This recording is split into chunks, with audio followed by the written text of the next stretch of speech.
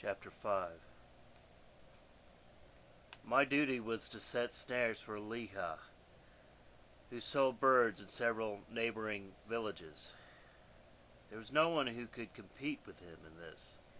He worked alone. He took me in because I was small, very thin, and very light. Thus I could set traps in places where Milho himself could not reach, on slender branches of trees, in dense clumps of nettle or thistle, on our waterlogged inlets, or in the bogs and swamps. Milho had no family. His hut was filled with birds of all varieties, from the common sparrow to the wise owl. The peasants bartered food for Milho's birds, and he did not have to worry about essentials: milk, butter, sour cream, cheeses, breads, hunter's sausages, vodka, fruits, and even cloth. He would collect all these from the nearby villages, while carrying around his caged birds and hawking their beauty and singing abilities. Milho had a pimpled, freckled face. The peasants claimed that such faces belonged to those who steal eggs from swallows' nests. Milho himself asserted that this was due to his spitting carelessly into the fires of his youth, claiming that his father was a village scribe who wanted him to become a priest. But he was drawn to the forest. He studied the ways of birds and envied them their ability to fly. One day he escaped from his father's hut and began to wander from the village to village, from forest to forest, like a wild and abandoned bird. In time, he began to catch birds. He observed the wondrous habits of the quail and the larks, could imitate the carefree calls of the cuckoo, the screech of the magpie, the hooting of the owl.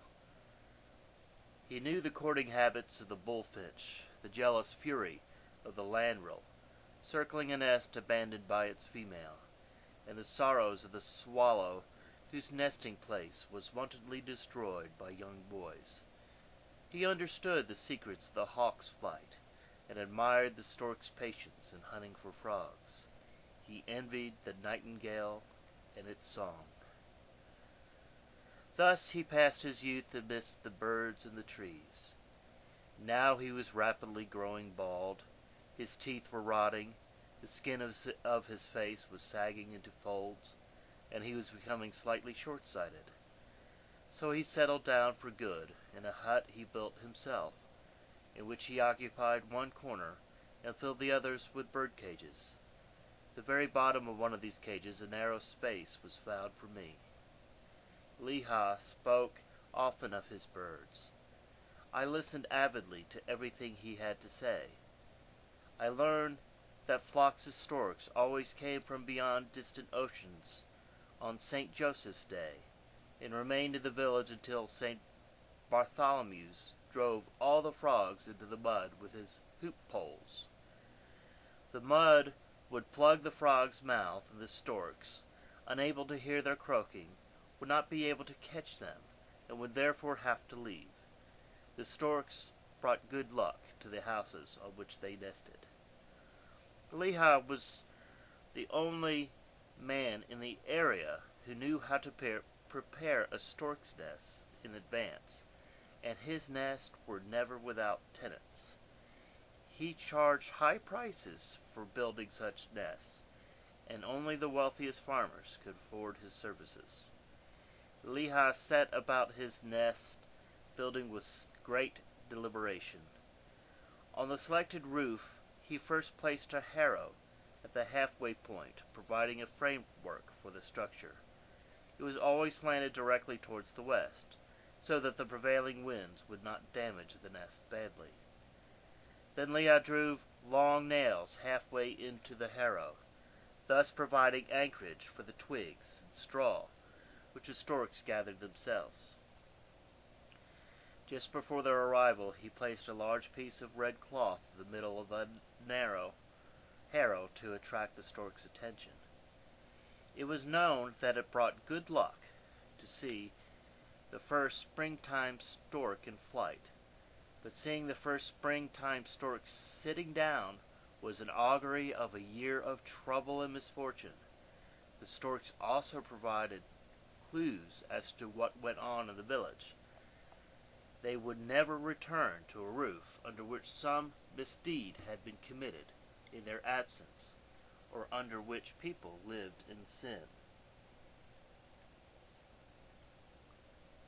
They were strange birds. Leah told me he had been pecked by a female sitting on her eggs when he tried to correct the position of the nest. He took revenge by placing one goose egg among the other stork eggs. When the chicks hatched, the storks looked with amazement at their offspring. One of them was misshapen, on short bow legs with a flat beak. Father Stork charged his wife with adultery and wanted to kill the bastard chick in the spot. Mother Stork felt that the baby should be kept in the nest. Family argument continued on for several days. Finally, the hen decided on her own to save the gosling's life, and she carefully rolled it onto the thatched roof, for which it fell harmlessly into some straw. It would seem that this closed the matter, and that the matrimonial harmony would be restored. But when the time came for flying away, the storks held a conference as usual. After debate, it was decided the hen was guilty of adultery and did not deserve to accompany the husband. Sentence was duly passed. Before the birds took off in their faultless formation, the faithless wife was attacked with beaks and wings. She fell down dead, close to her thatched house in which she had lived with her husband. Next to her body was a peasant's found on ugly gosling shedding bitter tears. The shallows also led interesting lives. The favorite birds of the Virgin Mary, they came as harbingers of spring and joy. In the fall they were supposed to fly far away from human life, to perch, tired and sleepy, on the reeds growing in distant marshes. Leah said that they rested on reed until it broke under their weight, plunging them into water. They were supposed to remain under water all through the winter, secure in their icy home. The voice of the cuckoo could mean many things. A man hearing it for the first time in the season should immediately start jangling coins in his pocket and counting all his money, in order to secure at least the same amount for the year ahead. Thieves should be careful to remember that when they heard their first cuckoo of the year, because if it was before their release on the tree, it was better to abandon their plans of robbery, which would be unsuccessful. Leah had special affection for cuckoos. He regarded them as people turned into birds, noblemen, begging God in vain to turn them back into humans.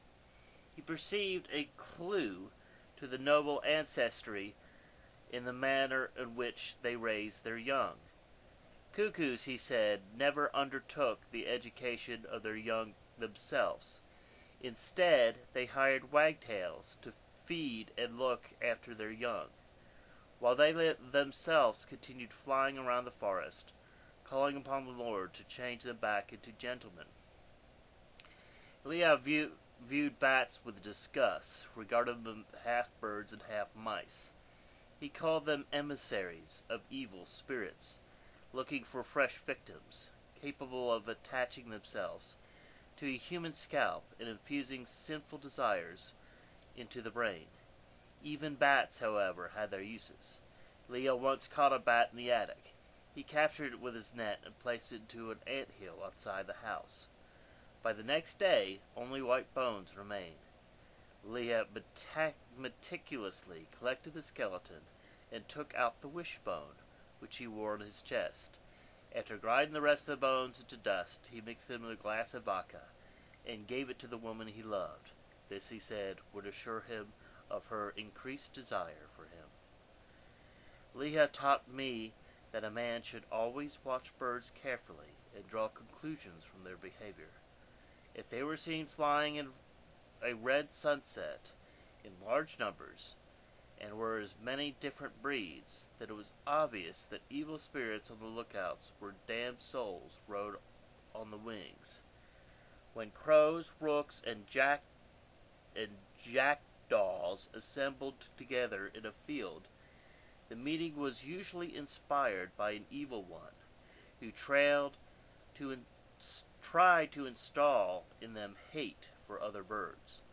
The appearance of long-winged white crows signaled a cloudburst. Low-flying wild geese in the springtime meant a rainy summer and a poor harvest. At dawn, when birds were sleeping, we would venture out to stalk up their nest. Leah strode ahead, carefully jumping over bushes and shrubs. I followed directly behind. Later on, when daylight reached even the most shaded corners of the forest and fields, we would take the terrified, thrashing birds from the traps we had set days before. Leah removed them carefully, either speaking soothingly to them or threatening them with death. Then he would put them in a large bag, slung over the shoulder, in which he would struggle and stir until their strength waned and they calmed down. Every new prisoner pushed down into the bag brought new life, caused the bag to quiver and swing against Leah's back. Above our heads, the friends and family of the prisoner would circle, twittering curses. Leah would then look up from under his gray eyebrows and hurl insults at them. When the birds persisted, Leah would put the bag down, take out a sling, and place a sharp stone in it. Aiming it carefully, he would shoot at the flock. He never missed. Suddenly, a motionless bird would hurl from the sky. Leah would not bother to look for its corpse. When noon approaches, Leah hastened his steps and wiped his perspiration from his brow more often. The most important hour of the day was nearing. A woman, locally nicknamed Stupid Ludmilla, was waiting for him in some distant forest clearing, known only to the two of them. I would proudly trot behind him, the bag of twitching birds slung over my shoulder. The forest became increasingly dense and forbidding. The slimy striped trunks of snakes-colored hornbeams shot straight into the clouds. The leaden trees, all of which, according to Leah, remembered the very beginnings of the human race, stood broad-shouldered, their trunks resembling coats of mail festooned with gray patina of mosses. The oaks stretched out their trunks like the necks of starving birds looking for food, and obscured the sun with gloomy branches, casting the pines and poplars and lindens into shadow. Sometimes Leah would stop and silently look at some spores in the crannies of the decaying bark, in the tree knots and the gall nuts, full of black, curious holes for which interior showed bare, white wood. We would pass the groves of young birches with lean, fragile shoots, definitely flexing their thin, small branches and buds. Through the gauzy curtain of foliage, we were noticed by perching flocks of birds, who became frightened and who would soar away with beating wings. Their chirping mixed the chorus of bees murmuring around us like a moving, gleaming cloud. Leah protected his face with his hands, and fled from the bees to a denser thicket, when I ran at his heels, holding to the bag of the birds and basket of traps, waving my hands to drive the harassing and vengeful swarm. Stupid Ludmilla was a strange woman, and I feared her increasingly. She was well built and taller than the other women. Her hair, seemingly never cut, cascaded down her shoulders. She had large breasts, which hung nearly to her belly, and strong muscular calves. In the summer she went around dressed only in a faded sack, which revealed her breast and a clump of red hair at her crotch. Men and boys would tell of the pranks they played when Ludmilla was in the mood. village women tried to trap her, but as Leah said with pride, Lumilla's tail was windblown, and no one could catch her against her will. She would disappear in the undergrowth like a starling and creep out when no one was around. No one knew where her lair was. Sometimes at dawn, when peasants walked into the fields, scythes on their shoulders, they saw stupid Lumilla waving to them amorously from afar. They would halt and wave back to her, stretching their arms lazily as their will to work weakened. Only the calls of their wives and their mothers, approaching with sickles and hoes, brought them back to their senses. Women often set dogs on Lumilla. The largest and most dangerous one ever sent to attack her decided not to return. After that, she would always appear holding the animal by a rope. The other dogs would flee with their tails between their legs. It was said that stupid Lumilla lived with this huge dog as with a man. Others said that someday she would give birth to children whose bodies would be covered with canine hair and who would have lupine ears and 4 paws, and that these monsters would live somewhere in the forest. Leah never repeated these stories about Lumilla. He only mentioned once that when she was very young and innocent, her parents ordered her to get married to the son of the village palmist, notorious for his ugliness and cruelty. Lumilla refuses, infuriated her fiancé so much that he enticed her outside the village, where an entire herd of drunken peasants raped the girl until she lost consciousness. After that, she was a changed woman. Her mind had become addled. Since no one remembered her family, and since she was considered not too bright, she was nicknamed Stupid Lumilla. She lived in the forest, lured peasants into the bushes, and pleased them so much with her voluptuousness that afterwards they could not even look at their fat and stinking wives. No one man could satisfy her. She had to have several men, one after another, and she was Leah's great love. He made up tender songs for her in which she figured as a strange colored bird flying to faraway worlds, free and quick, brighter and more beautiful than the other creatures. To Leah she seemed to belong to that pagan primitive kingdom of birds and forest where everything was infinitely abundant, wild, blooming, and royal in its perpetual decay, death and rebirth, illicit and clashing with the human world. Every day at noon, Leah and I would walk towards the clearing where he hoped to meet Lumilla. When we arrived, Leah hooted in imitation of an owl. Stupid Lumilla would rise above the tall grass, blue bottles and poppy flowers intertwined in her hair. Leah rushed eagerly towards her, and they stood together, swaying slightly, like the grasses around them, almost growing into each other like 2 tree trunks rising from a single root. I watched them from the edge of the clearing behind the leaves of the fern. The birds in my bag were disturbed by the sudden stillness, and chirped and floundered and excitedly beat their wings against each other. The men and the women kissed each other, hair and eyes, and rubbed cheek against cheek. They were intoxicated by the touch and smell of their bodies, and slowly their hands became more playful. Leah moved his big, callous paws over the smooth arms of the woman, while she drew his face closer to hers. Together they slid down in the tall grass, which now shook above their bodies, partly concealing them from the curious gaze of the birds gyrating over the clearing. Leah would say afterwards that while they lay in the grass, Lumilla told him stories of her life and her suffering, disclosing the quirks and kinks of her strange, untamed feelings, all of these byways and secret passages that her frail mind wandered through. It was hot. There was not a breath of wind, and the treetops stood rigid. The grasshoppers and the dragonflies buzz. A butterfly suspended on an invisible breeze hovered above the sun-withered whitened clearing. The woodpeckers ceased pecking. The cuckoo grew silent. I dozed off. Then I was awakened by voices. The man and the woman stood clinging to each other, as if grown into the soil, saying words to each other I did not understand.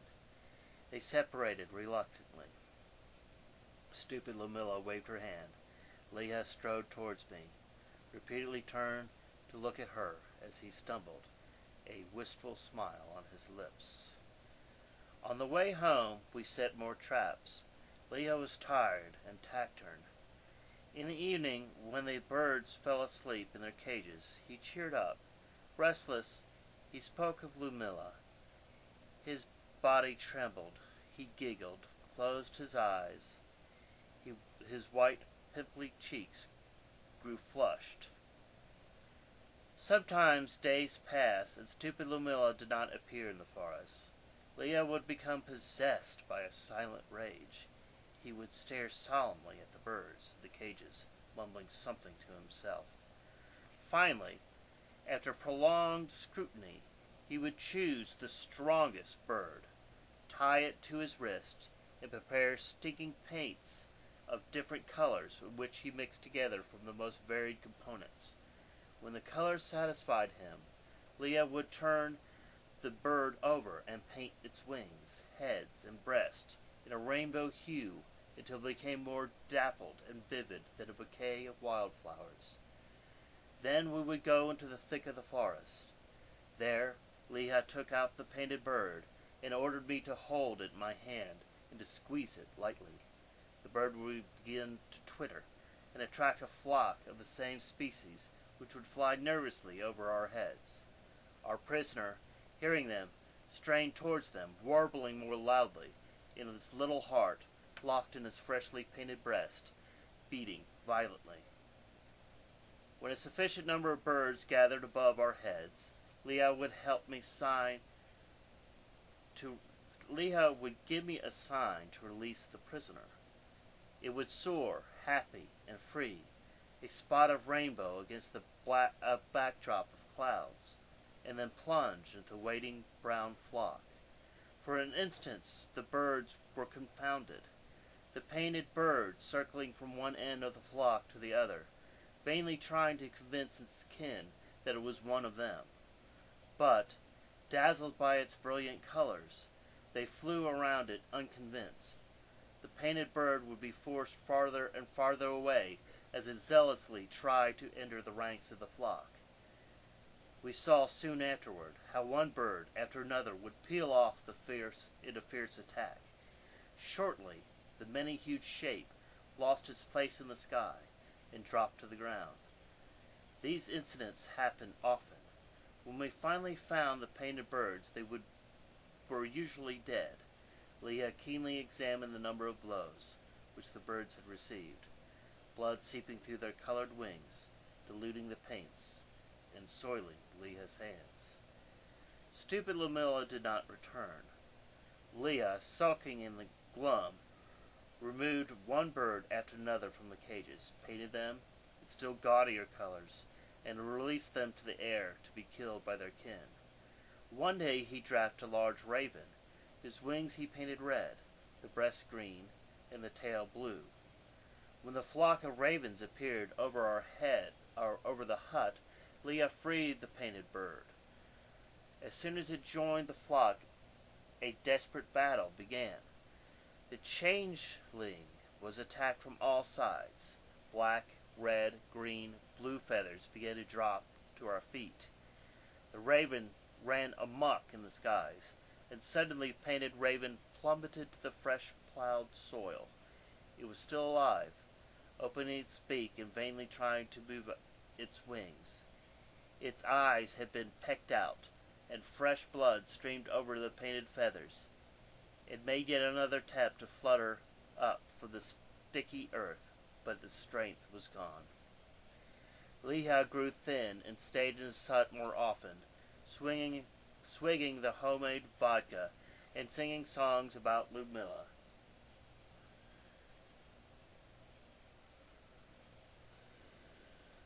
At times he would sit astride his bed, leaning over the dirt floor and drawing something with a long stick.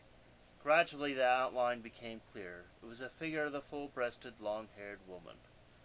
When there was no more birds to be painted, Leah began to roam the fields with a bottle of vodka sticking out from under his jacket. Sometimes I rambled along nearby, afraid that something might happen to him in the swamps. I would hear him singing. The man's deep, sorrowful voice rose and spread grief over the bogs like a heavy winter fog. The song soared among the flocks of the migrating birds, but soon grew remote as it reached the abysmal depths of the forest. In the village, people laughed at Leah. They said that stupid Lumilla had cast a spell over him that put fire in his loins, a fire that would drive him insane. Leah protested, hurled the most evil curses at them, and threatened to send birds against them that would peck out their eyes. Once he rushed at me and struck me in the face. He shouted that my presence scared the woman off because she was afraid of my gypsy eyes. For the next 2 days he lay ill. When he rose, he packed his knapsack, took others of loaves of bread, and went to the forest, ordering me to keep setting new snares and catching new birds. Weeks passed. The traps that I set according to Leah's orders were often than not caught only a tenuous, flimsy gaze of cobwebs that drifted in the air. The storks in the shallows have flown away. The forest was becoming deserted. Only the snakes and lizards increased in numbers. The birds perched, puffed up in their cages, their wings graying and motionless. Then came the overcast day. Clouds of barely discernible shapes screened the skies like a thick featherbed, hiding in the anemic sun. The wind whipped over the fields, wilting the blades of grass. The huts, cowered against the earth, were surrounded by vacant stubble, blackened and browned with mildew. In the undergrowth where careless birds once thrashed, the wind ruthlessly scourged and sheared the gray shagginess of the tall thistles and shifted the rotting stalks of potato plants from place to place. Suddenly, stupid Milho appeared, leading her huge dog on a rope. Her behavior was odd. She kept asking about Leah, and when I told her that he had left many days ago and I did not know where he was, she alternately sobbed and laughed, walked from one corner of the cabin to another, watched by the dog and the birds. She noticed Leah's old hat, pressed it against her cheeks, and burst into tears. Then she abruptly threw the cap on the floor and trampled it with her feet. She found a bottle of vodka which Leah had left under the bed. She drained it, then turned and looked furtively at me, ordered me to go with her into the pasture. I tried to escape, but she set her dog on me. The pasture stretched directly behind the cemetery. A few cows were foraging not far off, and several young peasants warmed themselves at a fire. To avoid being noticed, we quickly crossed through the cemetery and climbed over a high wall. On the other side, where we could not be seen, stupid Lumilla tied the dog to a tree, threatened me with a belt, and commanded me to take off my pants. She herself wriggled out of her sack, and naked, pulled me towards her. After a moment of struggling and squirming, she drew my face closer to her and ordered me to lie down in between her thighs. I tried to free myself, but she whipped me with a belt. My scream attracted the other shepherds. Stupid Lumilla noticed the approaching group of peasants and spread her legs wider. The shepherds came up slowly, staring at her body. Without a word, they surrounded her. 2 of them immediately began to let down their pants. The others stood undecided. No one paid any attention to me. The dog was struck by a rock and lay licking its wounds on its back.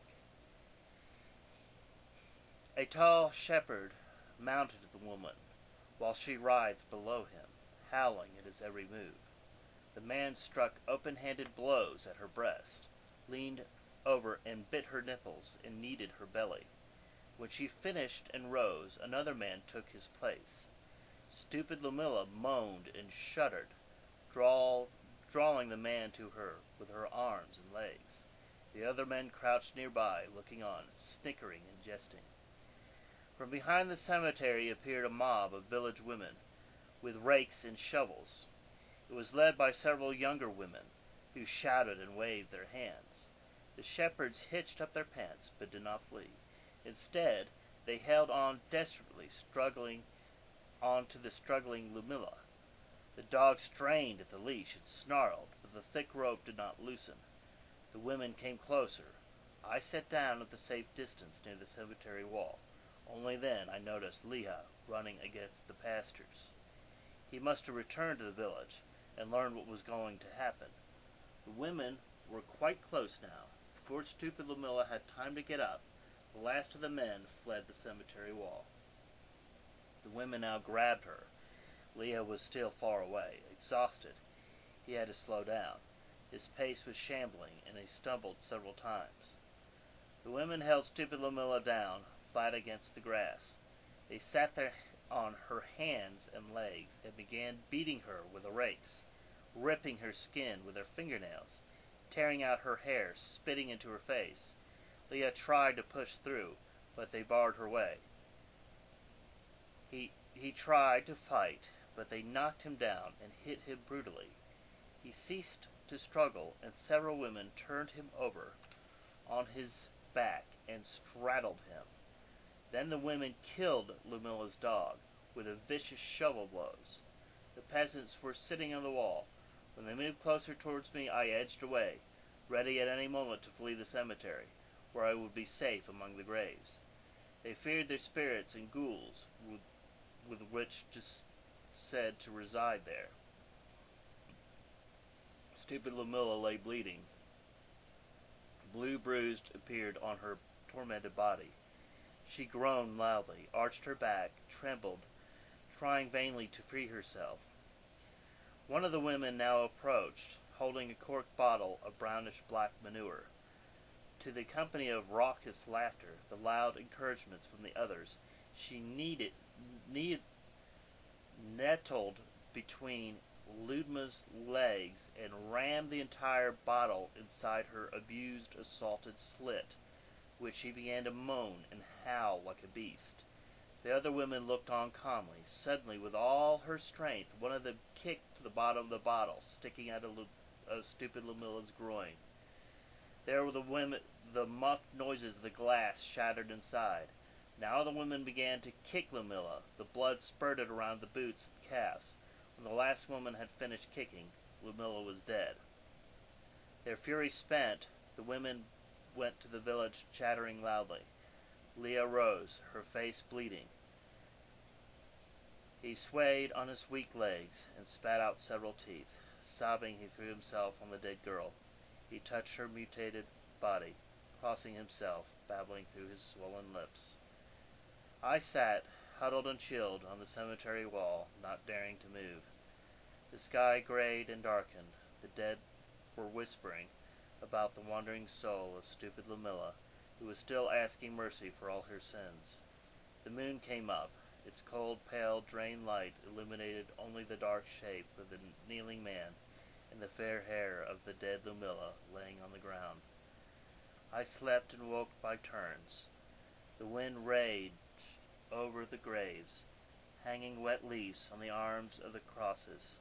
The spirits moaned, and the dogs could be heard howling in the village. When I awoke, Leah was still kneeling by Lumilla's body, his hunched back shaken by sobs. I spoke to him, but he paid no attention. I was too frightened to go back to the hut. I resolved to leave. Above us wheeled a flock of birds, chirping and calling from all directions.